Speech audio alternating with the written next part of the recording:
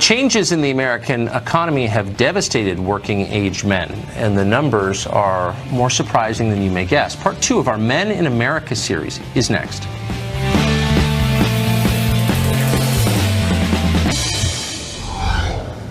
Well, they're invisible in Washington, uncounted by the official unemployment numbers you hear on television, and yet they're everywhere. Americans who have dropped out of the workforce, workers who don't work. An ever-increasing percentage of these are male. About 7 million American men between the ages of 25 and 54 no longer have jobs. That's more than 10% of the entire prime-age male labor force in the United States. It's a huge number. Most of those men, studies predict, will never return to work. What happened? Well, some of the causes are well known. Competition from foreign manufacturers crushed our country's industrial sector.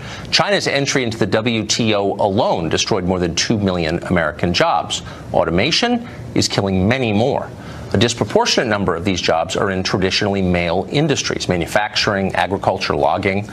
A 2016 McKinsey report found that, quote, 90% of what welders, cutters, solderers, and brazers do could be replaced by robots, and soon.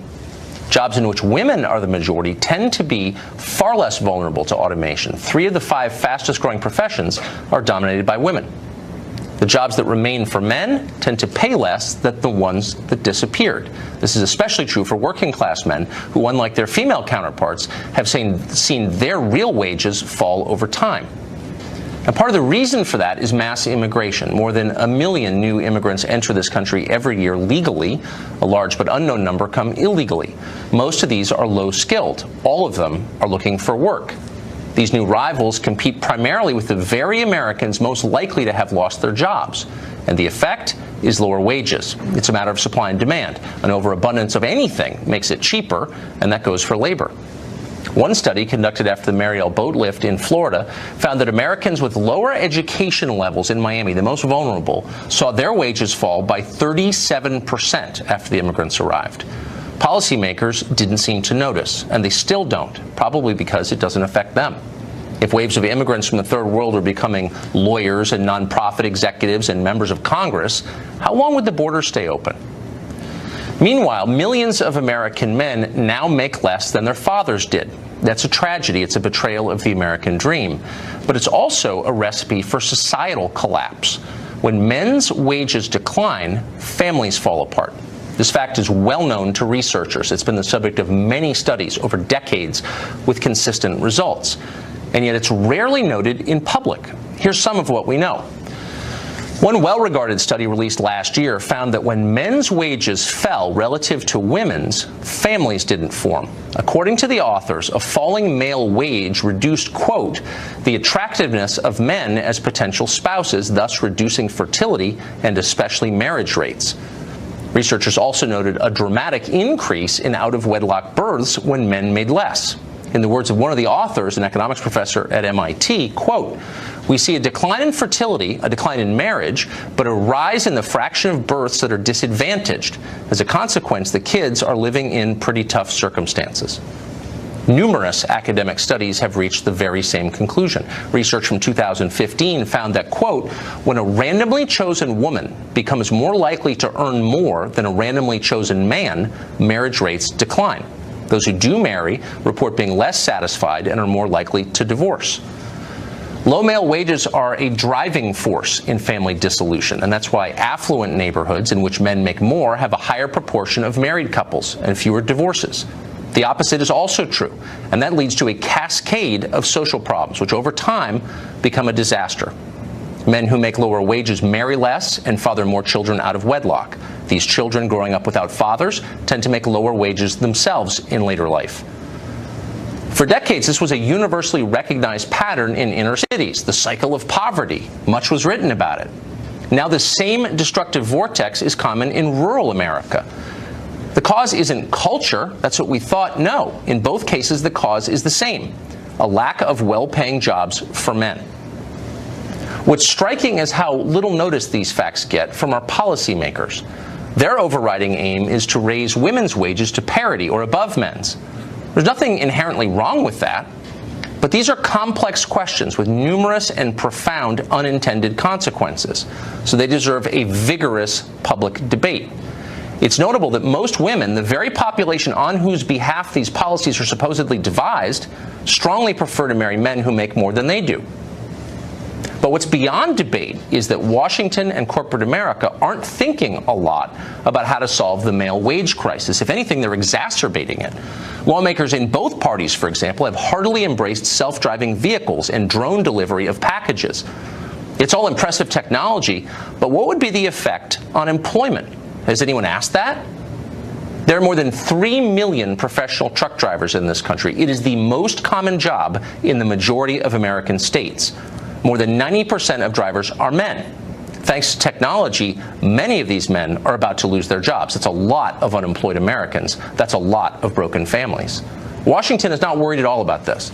Lawmakers and business leaders assure us that those truck drivers will be just fine. They'll find something else to do, something better, in fact, with higher pay. And maybe they will. But keep in mind, our leaders said the very same thing about manufacturing jobs 30 years ago. David Paul Kuhn is a political analyst. He's the author of What Makes It Worthy. He's done a lot of research on this subject, and we're happy to have him tonight. David, thanks for coming on. It's clear that there is a male employment and wage crisis, and it's clear that that is driving family dissolution in the middle of the country, which is why we're seeing the same social pathologies in rural America that we once associated with cities. It's about wages. It's pretty clear from the data. Why aren't our policymakers responding to this? I mean, I think, first of all, we have to agree that it's a crisis. Imagine 90 Lambeau Fields, 90 stadiums full of men missing in action from our workforce, and we'll have a concept of the problem. And so obviously this has a terrible effect on men. Men are far more likely to want to work, and therefore they're far more likely to be depressed when things aren't working out. And if we can at least agree on those basic facts, which we know from myriad studies, I think it's a good starting place.